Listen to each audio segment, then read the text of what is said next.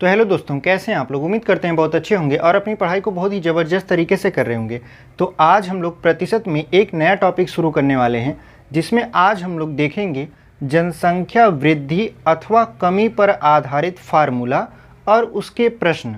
मतलब इस वीडियो में हम लोग देखने वाले हैं कि जनसंख्या जब बढ़ती है अथवा घटती है तो उसमें कौन से फार्मूले लगते हैं और ऐसे सवालों को कैसे सॉल्व किया जाता है आसान तरीके से। ठीक है, तो चलिए हम लोग बिना देरी के अपनी वीडियो को शुरू करते हैं। और यदि आप पहली बार हमारे चैनल पर आए हैं और हमारे परिश्रम बैच से जुड़कर पढ़ना चाहते हैं तो अभी हमारे चैनल कंसेप्ट विद अर्जुन को सब्सक्राइब कर लीजिए, क्योंकि हम आपके लिए लगातार अपने परिश्रम बैच में क्लासेस लेकर आ रहे हैं।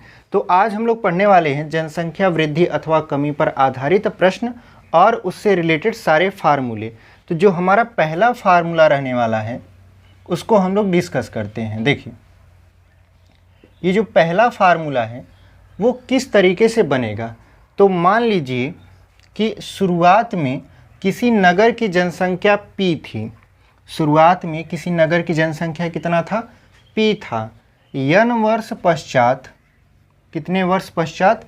n वर्ष पश्चात R% वार्षिक वृद्धि अथवा कमी से उसकी जनसंख्या कितनी होगी। तो मान लेते हैं उसकी जनसंख्या A हो जाएगी। तो कितनी जनसंख्या होगी, तो हमने माना A, तो A बराबर फार्मूला निकल कर आता है P1 + R/100 के पावर n।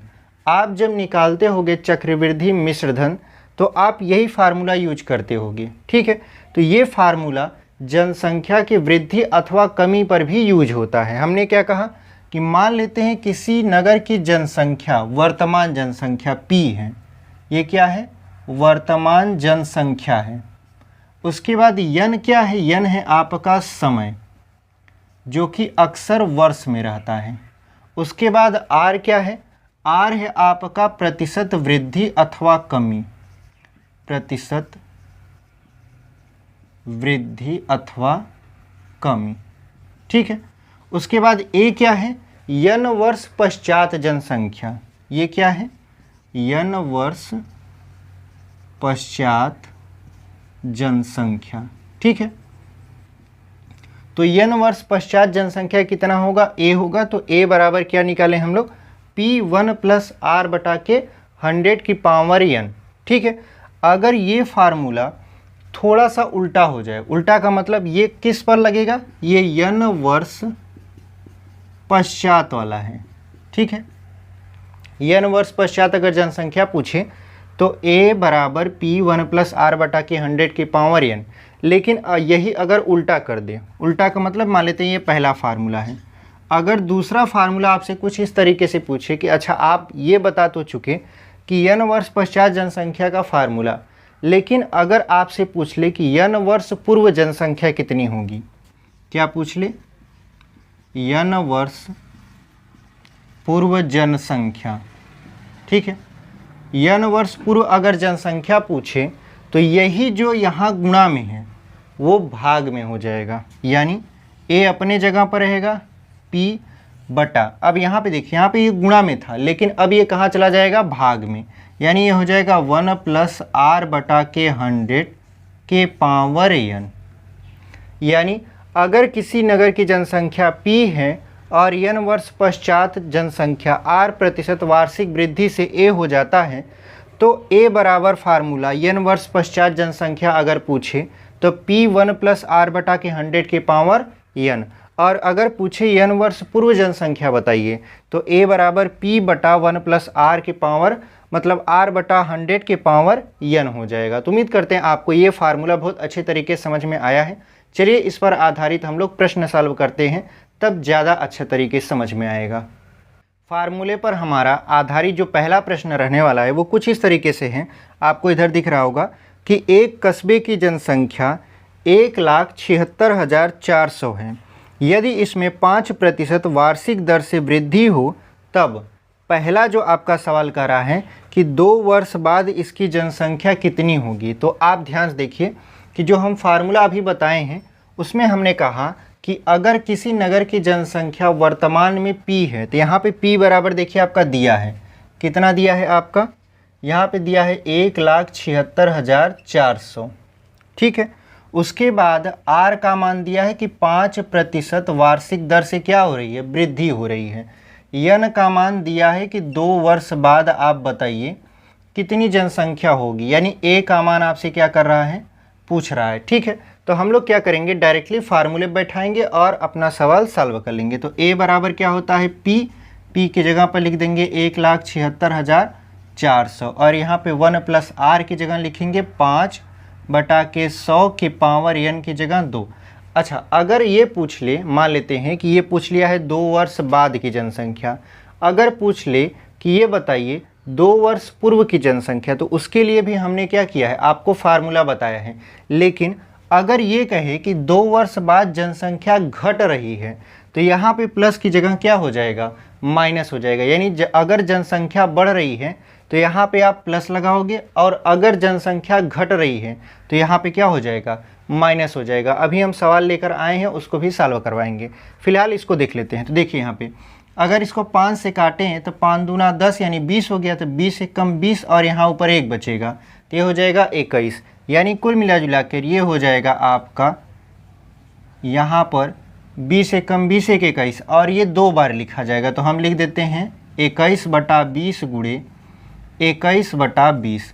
अगर आप ध्यान से देखो तो ये 00 से 00 ख़त्म हो गया, फिर ये क्या हो गया, 2 दूना के 4। अगर हम 4 से इसको काटें तो ये हो जाएगा 4 चौक 16, 4 चौक 16, 4 एक कम 4, मतलब कितना आ गया आपका 441। तो अगर आप देखो तो 21 यहाँ पे आ गया 441, और यहाँ पर भी क्या हो जाएगा आपका, अगर हम 21 से यहाँ पे गुणा करवा दें, गुणे 21, तो देखिए 441, 21 का 21 में 2 बार गुणा होता है तब आता है, और एक बार और गुणा करा दें तो 21 का क्यूब हो जाएगा, जिसका मतलब होता है ये 92 61 आ जाएगा।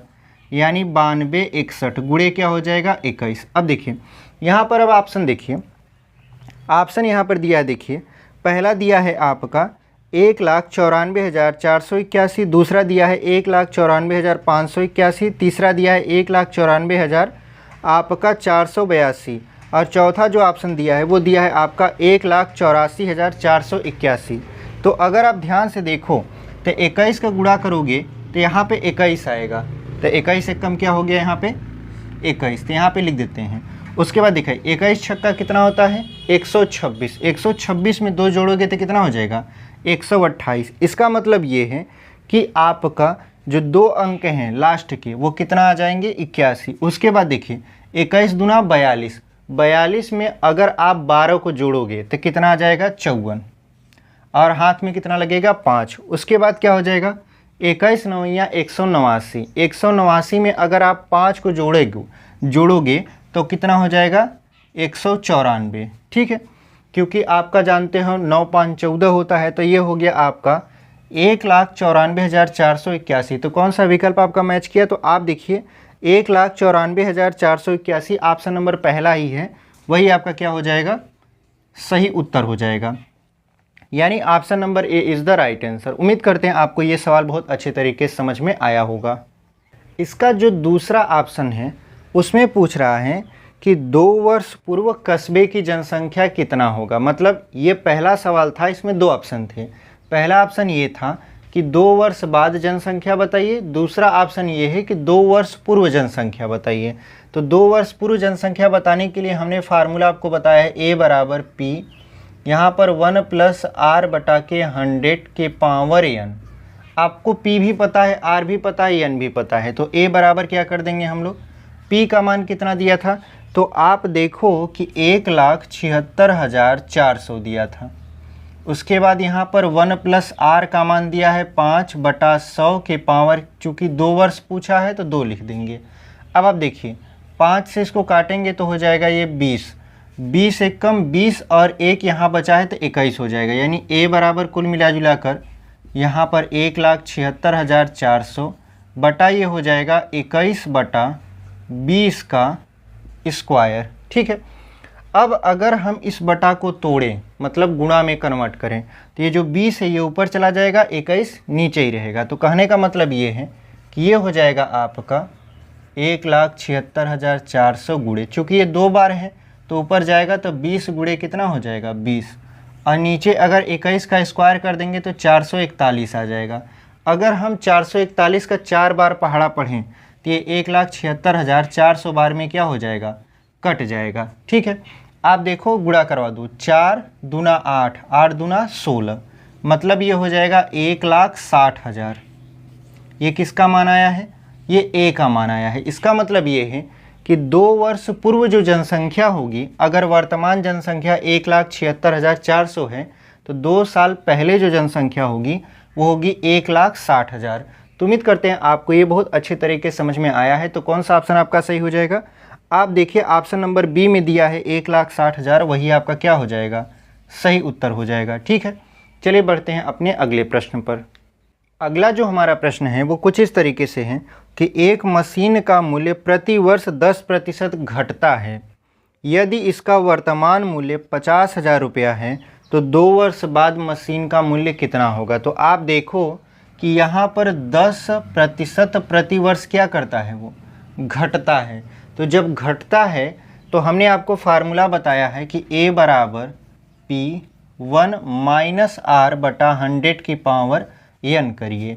अगर आपका दर प्रतिशत घट रहा है तो यहाँ प्लस की जगह पर क्या करना चाहिए, माइनस करना चाहिए। तो यहाँ पे देखिए A बराबर क्या हो जाएगा, इसका वर्तमान मूल्य दिया है 50,000, तो यहाँ पे लिख देंगे 50,000। ठीक है, उसके बाद 1 माइनस R की जगह पर 10 बटा के 100, और n बराबर कितना दिया है, तो यहाँ पे आपसे कह रहा था कि 2 वर्ष बाद, तो n का मान कितना हो जाएगा, यहाँ पर 2 हो जाएगा। अब देखिए 10 से काटिए, 10 दहा में 100 हो जाएगा, यहाँ 1 है, तो A बराबर कितना हो जाएगा, ये A बराबर हो जाएगा आपका यहाँ पे 50,000। 10 से कम 10, 10 में से 1 जाएगा, कितना बच जाएगा, 9 बच जाएगा। तो यहाँ पे हो जाएगा 9 बटा के 10, चूँकि 2 बार है तो इसको 2 बार ऐसे लिख देते हैं। ठीक है, उसके बाद देखिए 1 0 से 1 0, 1 0 से 1 0 कट गया।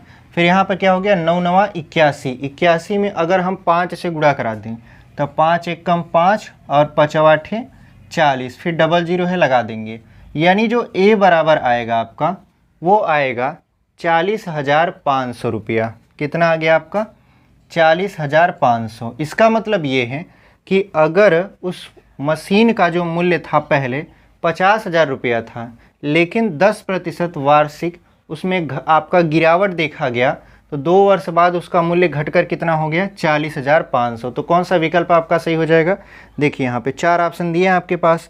पहला दिया है आपका 40,050 रुपया, दूसरा दिया है 45,000, तीसरा दिया है 40,005 रुपया, जो चौथा है वो दिया है आपका 40,500, यानी ऑप्शन नंबर डी आपका क्या हो जाएगा, सही उत्तर हो जाएगा। तो उम्मीद करते हैं आपको ये सवाल बहुत अच्छे तरीके से समझ में आया है। अब देखेंगे हम लोग अपना दूसरा फार्मूला। देखिए हमारा जो दूसरा फार्मूला है उसको हम लोग डिस्कस कर लेते हैं। देखिए फार्मूला नंबर 2, इसमें होगा क्या कि जो जनसंख्या है शहर की वो हर साल कुछ न कुछ बढ़ेगी या घटेगी।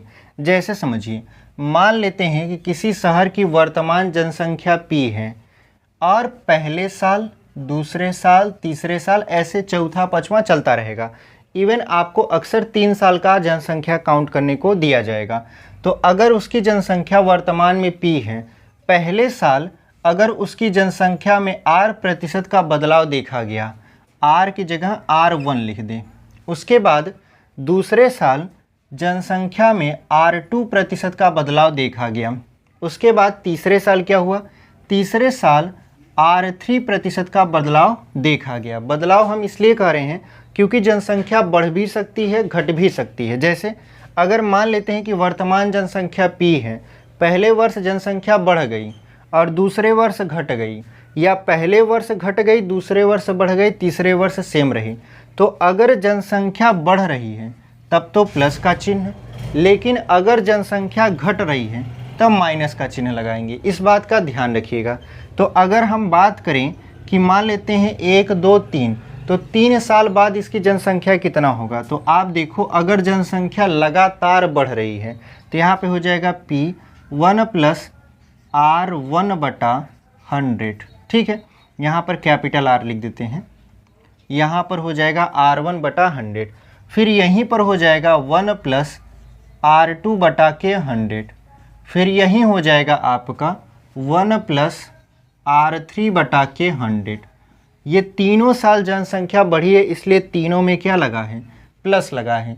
लेकिन अगर ऐसा होता कि मान लेते हैं पहले साल जनसंख्या बढ़ गई और दूसरे साल घट गई, तो ये प्लस की जगह क्या लग जाता, माइनस। या मान लेते हैं दोनों साल जनसंख्या बढ़ गई, तीसरे साल जनसंख्या घट गई, तो जो प्लस है वहाँ पे क्या हो जाएगा, माइनस।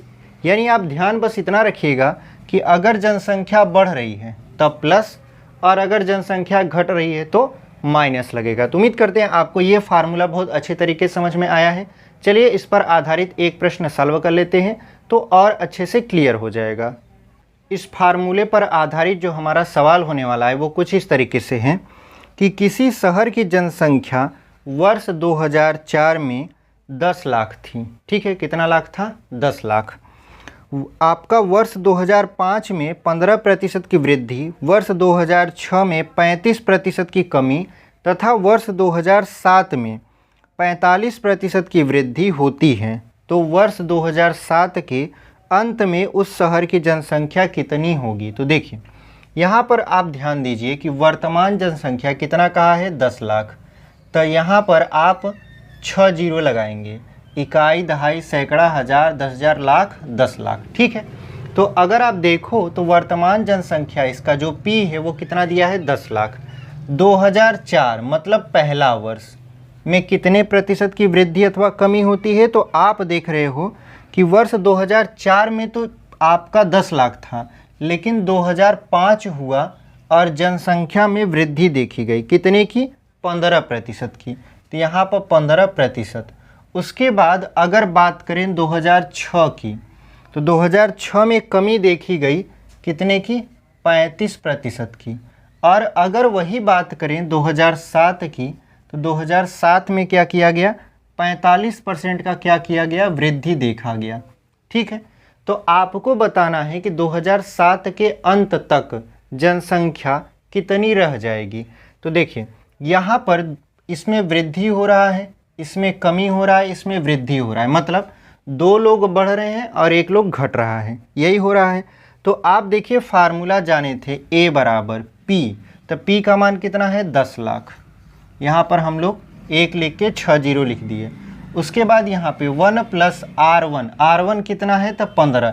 चूँकि वृद्धि हो रहा है तो प्लस लगाएंगे, तो यहाँ पे हो जाएगा 15/100 और यहाँ पे हो जाएगा 1 माइनस। क्यों माइनस, क्योंकि यहाँ पे देखिए कमी हो रही है, ये हो जाएगा 35/100 और यहाँ पर हो जाएगा आपका 1 प्लस 45/100। वृद्धि हो रही है तो प्लस लगा दिए।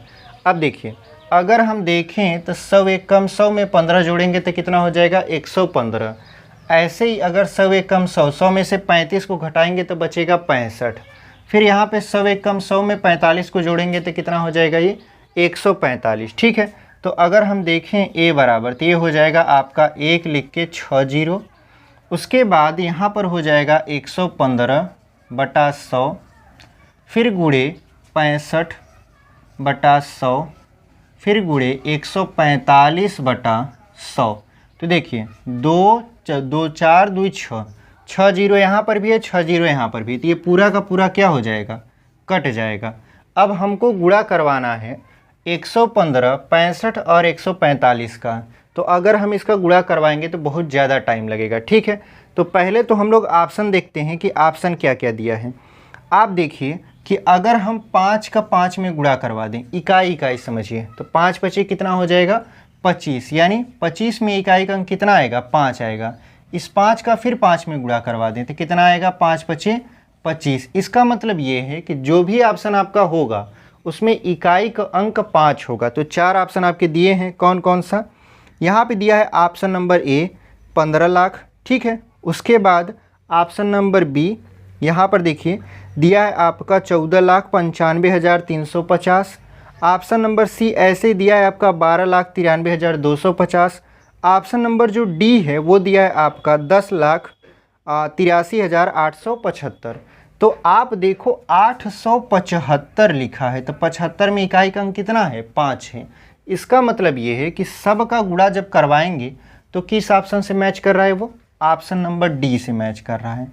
और ऑप्शन नंबर D ही हमारा क्या हो जाएगा, सही उत्तर हो जाएगा, क्योंकि आपका जो पहला ऑप्शन है उसमें इकाई अंक 0 है, दूसरा जो ऑप्शन है उसमें भी इकाई अंक 0 है, तीसरा ऑप्शन में भी इकाई अंक 0 है, चौथा ऑप्शन ही ऐसा है जिसमें इकाई का अंक 5 है। तो आप बहुत ज़्यादा लंबा गुणा करवाए बिना भी केवल ऑप्शन की मदद से ऐसे प्रश्नों को सॉल्व कर सकते हैं। तो उम्मीद करते हैं आपको ये जो 2 फार्मूला इस वीडियो में हमने आपको समझाया है बहुत अच्छे तरीके से आपको समझ में आया है, और इस पर जो सवाल हम आपको लेकर आए हैं और बताए हैं वो भी आपको समझ में आए होंगे। तो आज के लिए यहीं तक रखते हैं, क्योंकि इससे रिलेटेड, क्योंकि 2 ही फार्मूले हैं, 2 फार्मूले पर रिलेटेड जितने भी प्रश्न बनेंगे कल की वीडियो में हम आपको पूरा का पूरा सॉल्व करवा देंगे। तो मिलते हैं आपसे एक अगले वीडियो में, और अभी तक चैनल पर बने हुए हैं और वीडियो पसंद आई है आपको तो वीडियो को लाइक कर दीजिए और अपने दोस्तों तक भी इसे शेयर कर दीजिए। ठीक है, तो मिलते हैं आपसे एक अगले वीडियो में।